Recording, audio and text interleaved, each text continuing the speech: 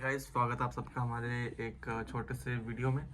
तो गाइस, आज के वीडियो में मैं बस इतना ही बोलना चाहता हूँ कि आप लोग अगर प्रैक्टिस कर रहे हो ओईटी की, आईएलटीएस की या पीटीई की, और आप लोग अगर ये जानना चाहते हो कि सबसे ज़्यादा इजी, सबसे ज़्यादा बेनिफिशियल एग्ज़ाम कौन सा रहेगा, तो मैं आप लोगों को ये बताना चाहता हूँ कि अगर आप लोग इन तीनों में से तीनों एग्ज़ाम को लेकर कंफ्यूज हो, तो देखो, बेस्ट एग्ज़ाम पता क्या रहेगा आपके लिए? बेस्ट एग्ज़ाम रहेगा आइल्स।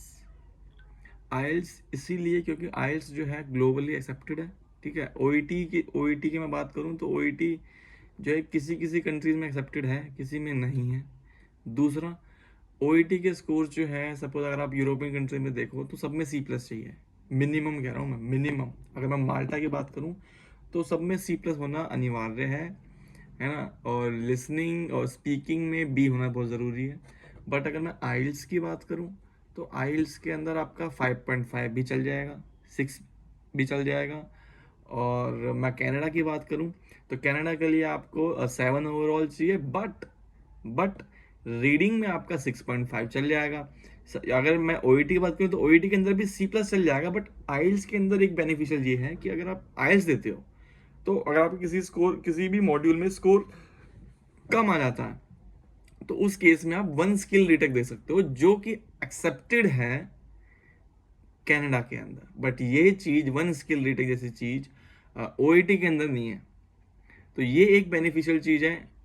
हालांकि खैर काफी सारी चीजें बेनिफिशियल है। अगर मैं एकेडमिक उससे देखूं, पर्सपेक्टिव से, आपको मास्टर्स करने जाना हो, बैचलर्स करने जाना हो, तो आईएलटीएस की रिक्वायरमेंट रहती है।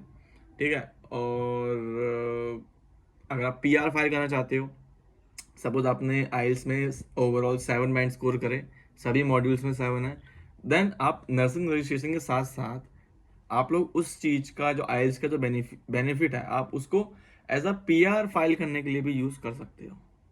तो ये भी काफी बड़ा बेनिफिट है। मतलब अगर आप पीआर फाइल करना चाहते हो फ्यूचर में, तो आपको पीटीई या दोबारा से कोई और एग्जाम देना नहीं पड़ेगा।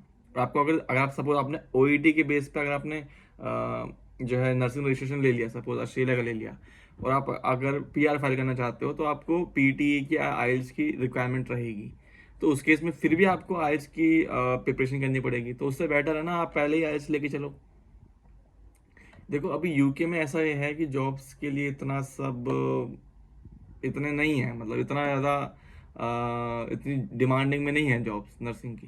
बट मैं अगर बाकी कंट्रीज़ की बात करूँ तो बाकी कंट्रीज़ में काफ़ी डिमांड्स हैं, है ना। तो उस सभी कंट्रीज़ में, अगर मैं यूएई में बात करूँ, मैं दुबई की बात करूँ, तो वो लोग भी आइल्स को प्रेफर करते हैं उन स्टूडेंट्स को जो जिनके अच्छे स्कोर्स हैं।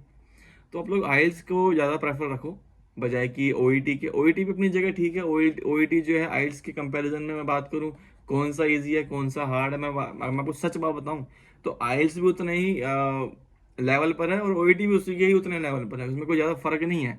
मैं बात करूं, अगर आपको लग रहा है कि ओईटी ज़्यादा ईजी है, ओईटी अगर आपको ज़्यादा ईजी लग रहा है, तो ओईटी के अंदर क्या होगा, कुछ स्पेसिफिक मटेरियल होता है।